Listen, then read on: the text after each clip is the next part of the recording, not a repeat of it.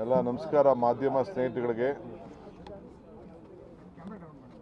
ನಾವೆಲ್ಲ ಬಾಬು ಜಗಜೀವನ್ ರಾವ್ರವರ ಪುಣ್ಯ ಸ್ಮರಣೆ ಇವತ್ತು ಸರ್ಕಾರದ ವತಿಯಿಂದ ನಾವೆಲ್ಲ ಮಾಡ್ತಾ ಇದ್ದೇವೆ. ಜಾತಿ ಮೇಲೆ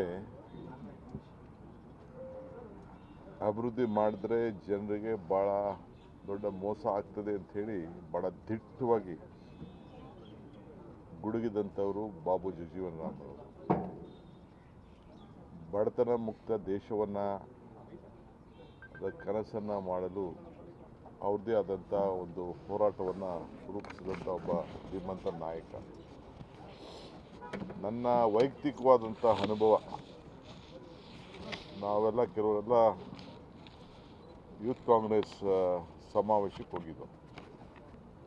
ನಾನು, ನಮ್ಮ ವಿನಯ್ ಕುಮಾರ್ ಸುರ್ಕೆ, ಇನ್ನೂ ಭಾಳ ಜನ, ಬಾಲಾಜಿ, ಇನ್ನೂ ಫೋಟೋ ಎಲ್ಲ ನಡೆಸಿದೆ. ಇವತ್ತು ಫೋಟೋ ಇದೆ, ಆ ಫೋಟೋ. ಸೊ ಯೂತ್ ಕಾಂಗ್ರೆಸ್ ಸಮಾವೇಶಕ್ಕೆ ಹೋದಾಗ ಆ ಯೂತ್ ಕಾಂಗ್ರೆಸ್ ಸಮಾವೇಶ ಮುಗಿತಿದ್ದಂಗೆ ರಾಜೀವ್ ಗಾಂಧಿಯವರು ಈ ದೇಶದ ಪ್ರಧಾನಮಂತ್ರಿ ಆಗಿದ್ದರು. ಕಾಂಗ್ರೆಸ್ ಪಕ್ಷದ ಅಧ್ಯಕ್ಷರು ಕೂಡ ಆಗಿದ್ದರು. ಅವರು ಇದ್ದಂಥ ಸಂದರ್ಭದಲ್ಲಿ ಸಾಮಾನ್ಯವಾಗಿ ನಾವೆಲ್ಲ ಡೆಲಿಗೇಷನ್ ಹೋದಾಗ ರಾತ್ರಿ ಲೇಟಾಗಲಿ ಬೆಳಗ್ಗೆ ಆಗಲಿ ಆಗ ನಾವು ಅವನ್ನೆಲ್ಲ ಭೇಟಿ ಮಾಡೋಂಥ ಒಂದು ಪ್ರತಿ ರಾಜ್ಯದ ಪ್ರತಿನಿಧಿಗಳು ಭೇಟಿ ಮಾಡೋಂಥದ್ದು, ಒಂದು ಫೋಟೋ ತೆಗೆಸ್ಕೊಳ್ಳೋಂಥದ್ದು, ಏನಾದರೆ ಹವಾಲನ್ನು ಸ್ವೀಕಾರ ಮಾಡೋಂಥ ಒಂದು ಸಂದರ್ಭ ಇತ್ತು. ಆಗ ಪ್ರಧಾನಮಂತ್ರಿಗಳು ಕೂಡ ವಾರಕ್ಕೆ ಒಂದಿನನೋ ತಿಂಗಳಿಗೆ ಒಂದಿನನೋ ಒಂದು ಜನಸಂಪರ್ಕ ಸಭೆ ಥರ ಅಹವಾಲುಗಳನ್ನು ಸಾರ್ವಜನಿಕರಿಗೆ ಸ್ವೀಕಾರ ಮಾಡ್ತಿದ್ರು. ಅದು ನೆಕ್ಸ್ಟ್ ಡೇ ಇತ್ತು. ರಮೇಶ್ ಚಿಂತಲಾ ಅಧ್ಯಕ್ಷರಾಗಿದ್ದರು, ರಾಷ್ಟ್ರಮಟ್ಟದ ಅಧ್ಯಕ್ಷರಾಗಿದ್ದರು. ಸೊ 11-11:15 ಗಂಟೆ ಆಯಿತು. ಅವತ್ತು ಯಾರನ್ನೂ ನಾವು ಭೇಟಿ ಮಾಡೋಕ್ಕಾಗಲಿಲ್ಲ. ಬೆಳಗ್ಗೆ ಏನು ಹೇಳಿದ್ರು ಅಂದರೆ, ಜಾಫರ್ ಶರೀಫ್ ಇದ್ದರು ಅವತ್ತು.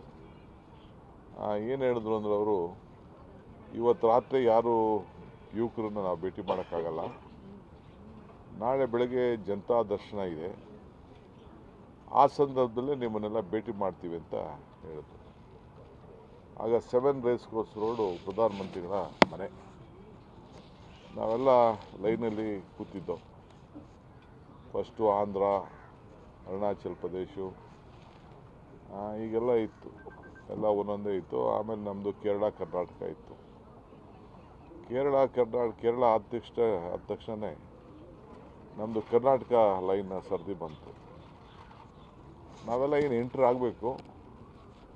ಎಂಟ್ರ್ ಆಗಬೇಕಾದ್ರೆ ಇದ್ದಕ್ಕಿದ್ದಂಗೆ ನಮ್ಮ ಲೈನು ನಿಂತ್ಕೊಳ್ತು. ಸ್ವಲ್ಪ ಸೆಕ್ಯೂರಿಟಿ ಅಷ್ಟೊತ್ತಿಗೆ ಇಂದಿರಾ ಗಾಂಧಿ ಅವರ ಹತ್ಯೆ ಕೂಡ ಆಗಿದ್ದರಿಂದ ಅವರು ಪ್ರಧಾನಮಂತ್ರಿ ಆಗಿದ್ದರು. ಸೊ ನಾವೆಲ್ಲ ನಿಲ್ಲಿಸ್ಬಿಟ್ಟು ಕೇರಳ ಆದಮೇಲೆ ನಮ್ಮನ್ನೆಲ್ಲ ಎತ್ಕೊಂಡೋಗಿ ಒಳಗಡೆ ಕುಂಡ್ರಿಸಿದ್ರು.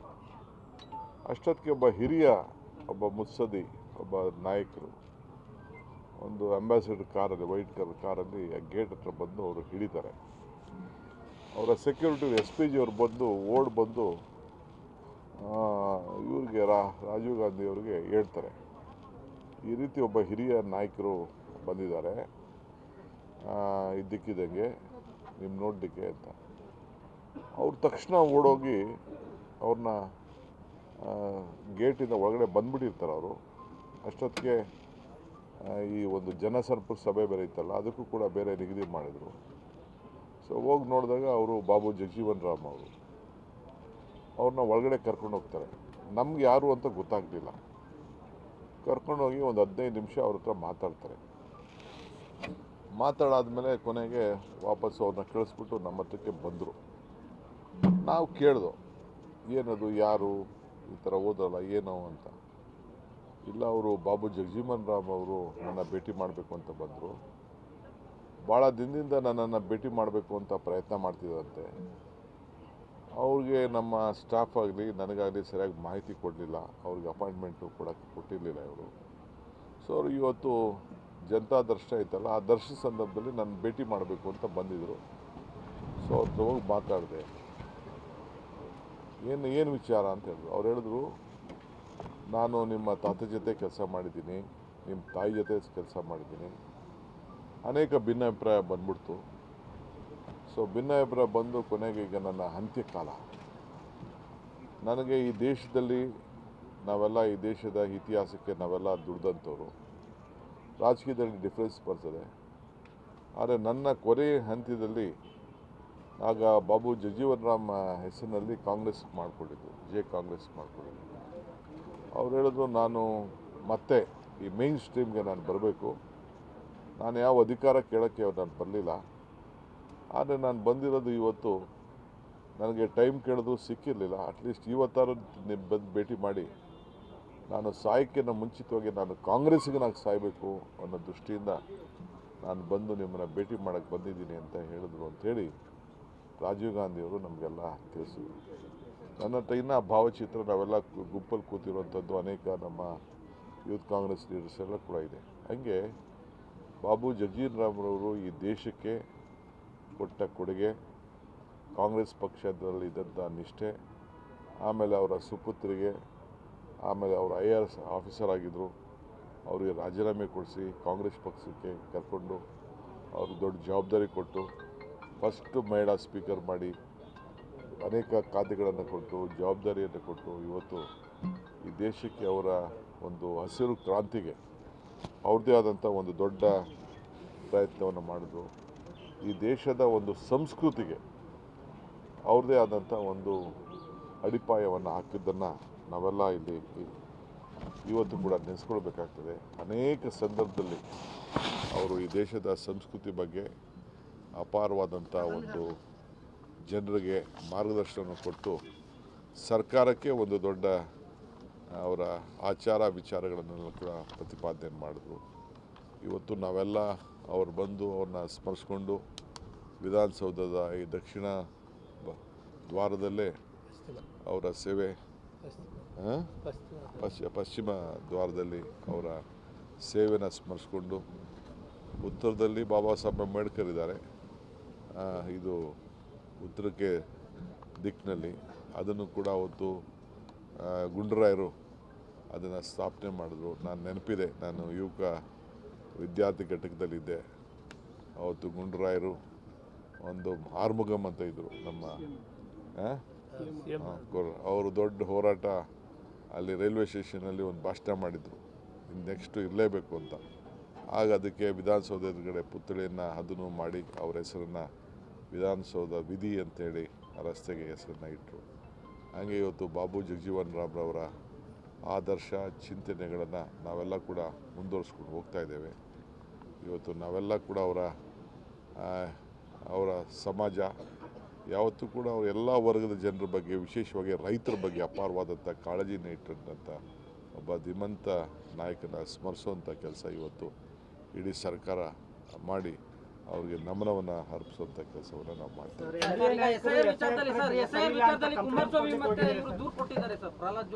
ನೋಡಿಯಪ್ಪ, ನಮ್ಮದು SIR ವಿಚಾರದಲ್ಲಿ ಕೇಂದ್ರ ಸರ್ಕಾರ ಅಂದರೆ ಎಲೆಕ್ಷನ್ ಕಮಿಷನ್ ಮಾಡೋಂಥ ರೀತಿಲಿ ನಮ್ಮದೇ ಆದಂಥ ಭಿನ್ನ ಅಭಿಪ್ರಾಯ ಇದೆ. ನಾವಿದನ್ನಾಲೆ ಕೋರ್ಟಲ್ಲೂ ಕೂಡ ನಮ್ಮ ವಾದವನ್ನು ಸಲ್ಲಿಸಿದ್ದೇವೆ. ಆದರೂ ಕೂಡ ಕೋರ್ಟಲ್ಲಿ ಒಂದು ತೀರ್ಪನ್ನು ಕೊಟ್ಟಿದ್ದಾರೆ. ಅದು ಕೂಡ ಮತ್ತೆ ನಾವು ಅದರ ವಿಚಾರವನ್ನು ಏನು ಆ ಟೈಮ್ ಲೈನ್ ಫಿಕ್ಸ್ ಮಾಡಿದ್ದಾರೆ ಅದರ ವಿಚಾರದಲ್ಲಿ ನಾವು ಕೂಡ ಕೋರ್ಟ್ಗೆ ಹಾಕುವಂಥವ್ರು ಇದ್ದೇವೆ. ಆದರೆ ಮಧ್ಯದಲ್ಲಿ ನಾವು ಎಲ್ಲರಿಗೂ ಕೂಡ ಮತ ಕೊಡಬೇಕು ಅಂಥೇಳಿ ನಮ್ಮ ಸರ್ಕಾರ ಯಾವ ರಾಜ್ಯಲ್ಲೂ ಈ ರೀತಿ ದಿಟ್ಟವಾದಂಥ ಸರ್ಕಾರ ಚುನಾವಣಾ ಆಯೋಗ ಜೊತೆ ಕೈಗೆ ಜೋಡಿಸಿರಲಿಲ್ಲ. ನಾವು ಕೈ ಜೋಡಿಸಿ ಅವ್ರಿಗೆ ಏನು ಬೇಕೋ ನಮ್ಮ ಅಧಿಕಾರಿಗಳಿಗೆ ಸೂಚನೆ ಕೊಟ್ಟು ನಾವು ಯಾರು ಇದಕ್ಕೆ ಕೈ ಹಾಕ್ತಾಯಿಲ್ಲ. ಇದು ಅವರು ಚುನಾವಣಾ ಆಯೋಗದ ಅಡಿಯಲ್ಲಿ ಅವರ ಮಾರ್ಗದರ್ಶನದಲ್ಲಿ ಕೆಲಸ ಮಾಡ್ತಾಯಿದ್ದಾರೆ. ನಾವು ನಿಮ್ಮ ಮತವನ್ನು, ನಿಮ್ಮ ಮತದ ಹಕ್ಕನ್ನು ನೀವು ಉಳಿಸ್ಕೊಳ್ಳಿ. ನಿಮ್ಮ ಮತ ಇದ್ದರೆ ನಿಮ್ಮ ಬದುಕು, right to vote, right to leave ಅಂಥೇಳಿ ನಾವು ಎಲ್ರಿಗೂ ಕೂಡ ನಾವು ಜಾಗೃತಿ ಮೂಡಿಸ್ತಾ ಇದ್ದೀವಿ. ಎಲ್ಲ ಪಾರ್ಟಿಯವರು ಕೂಡ BLAಗಳನ್ನು ಅಪಾಯಿಂಟ್ ಮಾಡಿಕೊಳ್ಳಿಕ್ಕೆ ಚುನಾವಣಾ ಆಯೋಗ ಅವಕಾಶ ಕೊಟ್ಟಿದೆ. ಅವರು ಕೂಡ BJPಯವರು ಕೊಟ್ಟಿದ್ದಾರೆ, ದಳದವರು ಕೊಟ್ಟಿದ್ದಾರೆ, ಕಾಂಗ್ರೆಸ್ ಪಾರ್ಟಿಯವರು ಕೊಟ್ಟಿದ್ದಾರೆ, ಎಲ್ಲರೂ ಕೊಟ್ಟಿದ್ದಾರೆ. ಜೊತೆಗೆ ಸಂಘ ಸಂಸ್ಥೆಗಳು ಕೂಡ ಇದಕ್ಕೆ ಸೇವೆ ಮಾಡ್ಬೋದು, ಸಹಾಯ ಮಾಡ್ಬೋದು ಅಂತ ಕೂಡ ಹೇಳಿದ್ದಾರೆ. ಇದು ಅವರು SIRನ ಅವ್ರವ್ರ ಅಧಿಕಾರಿಗಳು ಅವ್ರಿಗೇನು ಮಾರ್ಗದರ್ಶನ ಇದೆ ಅದ್ರ ಪ್ರಕಾರ ಮಾಡ್ತಾಯಿದ್ದಾರೆ. ನಾವು ಸರ್ಕಾರದವರು ಯಾವ ರೀತಿ ಮಧ್ಯಪ್ರವೇಶ ಮಾಡೋದಿಲ್ಲ. ಆದರೆ ಅವ್ರಿಗೇನು ಆತಂಕ ಅಂದರೆ ನಮ್ಮ ಜನರಿಗೆ ಸರ್ಕಾರ ಇಷ್ಟು ಜಾಗೃತಿ ಮೂಡಿಸ್ತಾ ಇದೆಯಲ್ಲ, ಅದಕ್ಕೆ ಅವ್ರಿಗೆ ಭಯ ಇದೆ. ಅವ್ರ ಎಲೆಕ್ಷನ್ ಕಮಿಷನ್ ಬಗ್ಗೆ ಅವ್ರಿಗೆ ನಂಬಿಕೆ ಇಲ್ಲ ಅನ್ನೋದು ಅವರು ವ್ಯಕ್ತಪಡಿಸಿದ್ದಾರೆ. ಇದನ್ನು ರದ್ದು ಮಾಡಬೇಕು ಅಂತ ಹೇಳಿದ್ದೆ, ಅದು ಚುನಾವಣಾ ಆಯೋಗಕ್ಕೆ ಬಿಟ್ಟಿದ್ದಂಥ ವಿಚಾರ. ನಾವು ಕೂಡ ಅನೇಕ ವಿಚಾರದಲ್ಲಿ ಇವತ್ತು ಎಲ್ಲರಿಗೂ ಕೂಡ ಕ್ಯಾಸ್ಟ್ ಸರ್ಟಿಫಿಕೇಟ್ಗಳು ತೆಗೆದುಕೊಂಡಿದ್ದಾರೆ. ಸುಮಾರು 4.25 ಕೋಟಿಯಷ್ಟು ಜನ OBC certificate, SC certificate, ST certificate, ಕೆಲವು ಮೈನಾರಿಟಿ ಸರ್ಟಿಫಿಕೇಟಿಗೆಲ್ಲ ತೆಗೆದುಕೊಂಡಿದ್ದಾರೆ. ಅದನ್ನು ಆನ್ಲೈನಲ್ಲಿ ಡೌನ್ಲೋಡ್ ಮಾಡಲಿಕ್ಕೆ ಅವಕಾಶವನ್ನು ನಾವು ಮಾಡಿಕೊಟ್ಟಿದ್ದೇವೆ. ಆಮೇಲೆ ರೆಸಿಡೆನ್ಷಿಯಲ್ ಸರ್ಟಿಫಿಕೇಟು ಅದನ್ನು ಕೂಡ ಇವತ್ತು ನಮ್ಮ ತಹಶೀಲ್ದಾರ್, ಉಪ ತಹಶೀಲ್ದಾರ್ಗಳಿಗೆ ಹೇಳಿ ಯಾರು ವಾಸಪತ್ರ ಇದೆ ಅಂತೇಳಿ ಕೊಟ್ಟಿದ್ದಾರೆ. ಈಗ 72ನೇ 2002ನೇ ಮತದಾನದ ಹಕ್ಕು ಮತದಾನ ಇರುವಂಥದ್ದು ದಾಖಲೆಗೆ ಯಾರ ಹತ್ರನೂ ಇರುವುದಿಲ್ಲ. ಅದಕ್ಕೆ ಈ ಸಂದರ್ಭದಲ್ಲಿ ಅದಕ್ಕೂ ಕೂಡ ಡೌನ್ಲೋಡ್ ಮಾಡಲಿಕ್ಕೆ ಇವತ್ತು ನಾವು ಅವಕಾಶವನ್ನು ಮಾಡಿಕೊಟ್ಟಿದ್ದೇವೆ.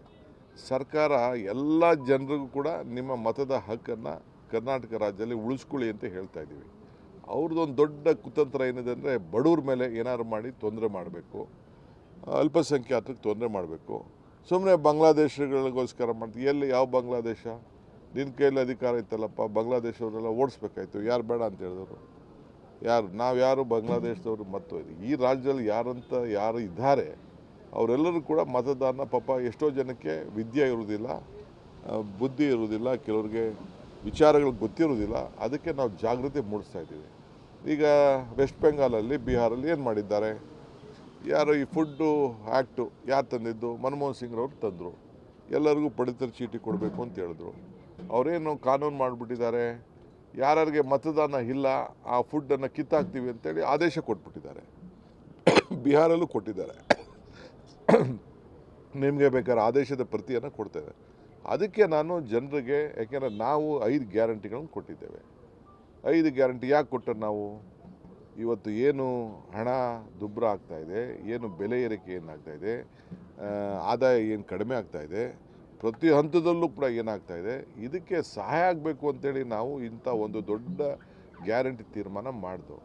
ನಾವು ಮಾಡಿದ ತೀರ್ಮಾನ ಇವತ್ತು BJPಯವರು, ಕೇಂದ್ರ ಸರ್ಕಾರ, NDA ಸರ್ಕಾರ, ಇದು ಕಾಂಗ್ರೆಸ್ಸವರು ಮಾಡೋಂಥ ಒಂದು ತೀರ್ಮಾನದಲ್ಲಿ ಅರ್ಥ ಇದೆ ಅಂತೇಳಿ ಅವರು ಕೂಡ ಅಳವಡಿಸ್ಕೊಂಡು ಅವರೆಲ್ಲ ಎಲೆಕ್ಷನಲ್ಲಿ ಕೂಡ ಘೋಷಣೆ ಮಾಡಿ ಒಂದೊಂದು ತಿಂಗಳು ಮುಂಚಿತವಾಗಿ 10 ತಿಂಗಳದು ದುಡ್ಡನ್ನು ಒಂದೇ ಸತಿ 10,000, 20,000 ಎಲ್ಲ ಕೊಡುವಂಥ ಕೆಲಸ ಮಾಡ್ತಾಯಿದ್ದಾರೆ. ಸೊ ನಾವು ಕರ್ನಾಟಕ ಒಂದು ಮಾಡಲ್ಲು. ಇವತ್ತು ನಾವು ಏನು ಅಡ್ವರ್ಟೈಸ್ಮೆಂಟ್ ಏನು ಕೊಟ್ಟಿದ್ದೀವಿ, ಏನು ನಾವು ಜನರಿಗೆ ಜಾಗೃತಿ ಮೂಡಿಸ್ತಾ ಇದ್ದೀವಿ, ಇದು ನನ್ನ ವೈಯಕ್ತಿಕವಾದ ವಿಚಾರ ಅಲ್ಲ.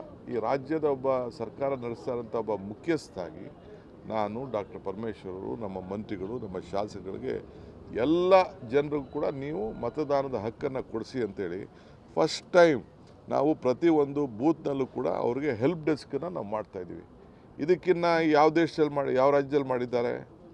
ಸೊ ನಾವು ಮಾಡಿರೋಂಥ ಕೆಲಸಕ್ಕೆ ಅವರು ಅಭಿನಂದನೆ ಸಲ್ಲಿಸಬೇಕು. ಇಡೀ ಚುನಾವಣಾ ಆಯೋಗ ಅಭಿನಂದಿಸಿದೆ. ಬರಲಿ, ತನಿಖೆ ಮಾಡಲಿ, ಏನು ಬೇಕಾದ್ರೂ ಮಾಡಲಿ. ಯಾರೋ ಹೋಗಿ BLAಗಳಂತ ನಮ್ಮ ಪ್ರತಿನಿಧಿಗಳ ವ್ಯವಸ್ಥೆಯಲ್ಲಿ, ಪ್ರಜಾಪ್ರಭುತ್ವ ವ್ಯವಸ್ಥೆಯಲ್ಲಿ, ಕಾನ್ಸ್ಟಿಟ್ಯೂಷನಲ್ಲಿ BLAಗಳಿಗೆ ಅಪಾಯಿಂಟ್ ಮಾಡೋಕ್ಕೆ ಅವಕಾಶ ಇದೆ. ಅವ್ರಿಗೆ ಕೆಲವು ಕಡೆ ಎಲ್ಲ ಹೋಗಿ ಜಾಗೃತಿ ಮೂಡಿಸ್ತಾ ಇರ್ಬೋದು. ಆ ಮೂಡಿಸೋಂಥ ಕೆಲಸ ಅವ್ರು ಮಾಡ್ತಾ ಇರ್ಬೋದು. ನಾನು ಎಲ್ಲ MLAಗಳಿಗೆ, ಡಿಫೀಟೆಡ್ ಕ್ಯಾಂಡಿಡೇಟ್ಗೆ, ನಮ್ಮ ಪಾರ್ಟಿಯವ್ರಿಗೆಲ್ಲ ಕರೆದು ಹೇಳಿದ್ದೀನಿ, ಹುಷಾರಪ್ಪ, ನಿಮ್ಮ ಮತದ ಹಕ್ಕು ದೊಡ್ಡ ಸಂಚು ನಡೀತಾ ಇದೆ ಬೇರೆ ರಾಜ್ಯದಲ್ಲಿರೋ ಥರ, ನೀವು ಹುಷಾರಾಗಿರಿ ಅಂತ ನಾನು ಹೇಳಿದ್ದೇನೆ. ತಪ್ಪೇನಿದೆ ಅದು? ಇದು ನನ್ನ ಡ್ಯೂಟಿ ಅಲ್ವಾ? ನಿಮ್ಮ ಓಟ್ ಉಳಿಸೋವಂಥದ್ದು ಡ್ಯೂಟಿ ಅಲ್ವಾ? ನಿಮ್ಮ ರಕ್ಷಣೆ ಮಾಡಬೇಕಾದಂಥ ಡ್ಯೂಟಿ ಅಲ್ವಾ? ನಿಮಗೇನು ನಾವು ಸರ್ಕಾರದ ಸೌಲಭ್ಯಗಳನ್ನು ಕೊಡ್ತಾಯಿದ್ದೀವಿ ಬಡವ್ರಿಗೆ, ಅದನ್ನೆಲ್ಲ ಕೊಡಬೇಕಾದ ನಮ್ಮ ಡ್ಯೂಟಿ ಅಲ್ವಾ? ಇದ್ರ ಬಗ್ಗೆ ನಮ್ಮ ಆಲೋಚನೆ ಇದೆ. ಪಾಪ ಅವ್ರು ರಾಜಕಾರಣ ಮಾಡ್ತವ್ರೆ, ರಾಜಕಾರಣ ಮಾಡೋರಿಗೆ ಬೇಡನಕ್ಕಾಗ್ತದ? ಟೀಕೆ ಮಾಡ್ತಾಯಿದ್ದಾರೆ, ಟೀಕೆ ಮಾಡೋರಿಗೆ ಬೇಡನಕ್ಕಾಗ್ತದ? ಎಲಬಿಲ್ಲದ ನಾಲಿಗೆ ಮಾಡಲಿ. ನಾನು ಹೇಳಿದ್ದೇನೆ ಹಿಂದೆ, ಟೀಕೆಗಳೆಲ್ಲ ಸಾಯ್ತವೆ, ನಮ್ಮ ಕೆಲಸಗಳು ಉಳಿತವೆ ಅಂತ. ಸೊ ಅವ್ರು ಮಾಡೋಂಥ ಟೀಕೆಗಳ ಸತ್ತೋಗ್ತವೆ, ನಾವು ಮಾಡೋಂಥ ಕೆಲಸ ಉಳಿತದೆ. ಈ ರಾಜ್ಯದ ಮತದಾರರಿಗೆ ಎಲ್ಲರೂ ಕೂಡ ಹಕ್ಕನ್ನು ಕೊಡಬೇಕು ಅನ್ನೋದು ನಮ್ಮ ಸರ್ಕಾರದ ಏನು. ನಾವು ಇದನ್ನು ನಮ್ಮದೇ ಆದಂಥ ವಿರೋಧ ಇದ್ದರೂ ಕೂಡ ನಾವು ಇದಕ್ಕೆ ಗೌರವ ಕೊಡಬೇಕು ಅಂತೇಳಿ ಸಂವಿಧಾನದಲ್ಲಿ ಮತದಾನದ ಹಕ್ಕನ್ನು ಪ್ರತಿಯೊಬ್ಬರಿಗೂ ಕೂಡ ಮಾಡ್ತಾಯಿದ್ವಿ. ಆ ಡ್ಯೂಟಿ ನಾವು ಮಾಡ್ತೀವಿ. ಬಿಜೆಪಿ ಮತ್ತು ಕಾಂಗ್ರೆಸ್ ಅವರು ದೂರು ಕೊಟ್ಟಿದೆ ಸರ್ ಚುನಾವಣಾ ಆಯೋಗಕ್ಕೆ. ಅದಕ್ಕೆಲ್ಲ ಉತ್ತರ ಕೊಟ್ಟಿದ್ದೀನಿ. ಈಗ ಸ್ಥಗಿತ ಮಾಡಿ ಅಂತ ಒತ್ತಾಯ ಮಾಡ್ತಾ ಇದ್ದಾರೆ. ನಾನು ಪರಮೇಶ್ವರ್ ಅವರು, ಅದು ನಮ್ಮ ಡ್ಯೂಟಿ ಅಲ್ಲ, ನಾನು ಪರಮೇಶ್ವರ್ ಅವರು ಮತ್ತು ಆ ಭಾಗದ ಮಂತ್ರಿಗಳು ನಾವೆಲ್ಲ ಈಗ ಬೀದರ್ಗೆ ಹೋಗ್ತಾ ಇದ್ದೀವಿ. ಅನುಭವ ಮಂಟಪ ಫಸ್ಟು, ಅಲ್ಲಿ ಅನುಭವ ಮಂಟಪ ಇಡೀ ಪ್ರಪಂಚದಲ್ಲೇ ಮೊದಲನೇ ಅದು ಅನುಭವ ಮಂಟಪ ಬಸವಣ್ಣವರು ಮಾಡಿದಂಥ ಅಲ್ಲಿಗೆ ಹೋಗ್ತಾ ಇದ್ದೀವಿ. ಅಲ್ಲಿ ಕೆಲವು ಗಂಟೆಗಳ ಸ್ಪೆಂಡ್ ಮಾಡ್ತಾಯಿದ್ದೀವಿ. ಅದಾದ ಮೇಲೆ ನಾವು ಹೋಗಿ ಗುಲ್ಬರ್ಗಾ ಡಿವಿಷನ್ನ ಮಳೆ ವಿಚಾರ ಏನಿದೆ, ಸಮಸ್ಯೆ ಏನು ವಿಚಾರ ಇದೆ ಆಲಿಸಿ ಅವ್ರಿಗೆ ಮಾರ್ಗದರ್ಶನ ಕೊಡುವಂಥ ಕೆಲಸ ಮಾಡ್ತಾಯಿದ್ವಿ. ಈಗೇನೋ ಸ್ವಲ್ಪ ಈ ತುಂಗಭದ್ರಾಗೆ ಮತ್ತು ಆಲ್ಮಟ್ಟಿಗೆ ಸ್ವಲ್ಪ ಒಳಹರಿವು ಬರ್ತಾಯಿದೆ. ಅದನ್ನು ಕೂಡ ನಾನು ಗಮನಿಸಿದ್ದೇನೆ. ಅದು ಕೂಡ ಅಲ್ಲಿ ರಿವ್ಯೂ ಮಾಡ್ತೇನೆ. ಮಾಡಿ ಏನು, ಏಕೆಂದರೆ ಕೆರೆಗಳಿಗೆ ಕುಡಿಯೋ ನೀರಿಗೆ ಭಾಳ ಫಸ್ಟ್ ಪ್ರಯಾರಿಟಿ ಕೊಡಬೇಕು. ಆ ಕೆಲಸದ ಬಗ್ಗೆ ನಾನು ಏನು ಹೇಳಬೇಕು ಖಂಡಿತ ನಾವೆಲ್ಲ ಸೇರಿ ಮಾಡ್ತೇವೆ.